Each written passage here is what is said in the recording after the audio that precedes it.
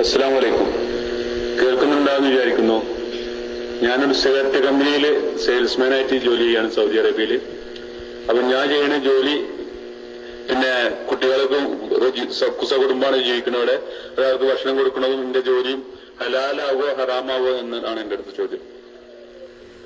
മൾബറ കമ്പനിയില് American കമ്പനിയിലാണ് ജോലി ചെയ്യുന്നത്. അത് എന്റെ ജോലി ഹലാലാവോ ഹറാമാവോ? അതാണ് സ്വാധീനിക്കുന്ന ചോദ്യം. മറുപടി പ്രതീക്ഷിക്കുന്നു. അസ്സലാമു അലൈക്കും.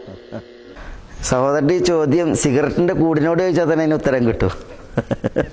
സിഗരറ്റിന്റെ കൂടുമേ എഴുതി വെച്ചിട്ടുള്ളത് എന്താണ്?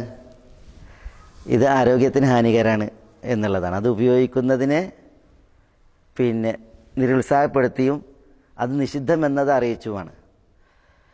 പുകയില ഉൽപ്പന്നങ്ങളും പുകയിലയും അത് പിന്നെ വിൽക്കുന്നതിനെ പണ്ഡിതന്മാർ നിഷിദ്ധം എന്ന് ഫത്വ നൽകിയിട്ടുണ്ട്.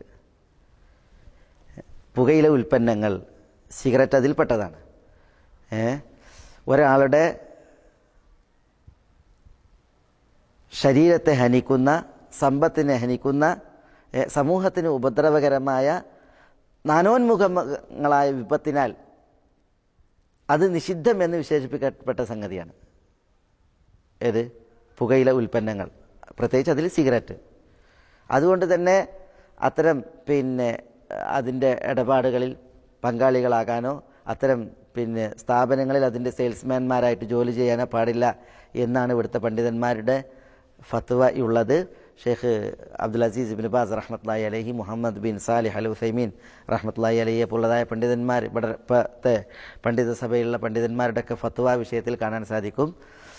പുകവലി ഇസ്ലാമിക വിധി അല്ലെങ്കിൽ പുകവലി നിഷിദ്ധമാണ്, മാരകവും എന്ന പേരിലൊരു പുസ്തകം ഇസ്ലാമിക് സെൻറ്റർ ICCയിൽ നിന്ന് പ്രസിദ്ധീകരിക്കപ്പെട്ടിട്ടുണ്ട്. അതിൽ പിന്നെ ഈ പുകവലിയുടെ ചരിത്രവും അതേപോലെ തന്നെ പുകവലി നിഷിദ്ധമാണെന്ന് പറഞ്ഞ 4 മദ്ഹബിലെയും ഫുഖഹാക്കൾ, അവരുടെ പേരുകൾ, അതേപോലെ തന്നെ എന്തുകൊണ്ട് പുകവലി നിഷിദ്ധം എന്നതിൻ്റെ മതപരമായ പ്രമാണങ്ങൾ, പുകവലിയുടെ വിഷയത്തിൽ സുപ്രധാനമായിട്ടുള്ള ഫത്വകൾ ഉൾക്കൊള്ളിച്ചിട്ടാണ് ആ ഗ്രന്ഥം രചിക്കപ്പെട്ടുള്ളത്. സഹോദരന് ആ ഗ്രന്ഥം വായിക്കാനൊരവസരം ഉണ്ടെങ്കിൽ അത് ഉപയോഗപ്പെടുത്തണമെന്ന് ഉണർത്തുകയാണ്. ഏതായാലും ഈ ഇടപാടും അതിന് സഹകരിക്കലും പാടുള്ളതല്ല എന്നാണ് പണ്ഡിതന്മാരുടെ ഫത്വ അവർ പ്രാമാണികമായിട്ട് അവതരിപ്പിച്ചിട്ടുള്ളത്. ജസാക്കല്ലാഹു ഖൈറൻ.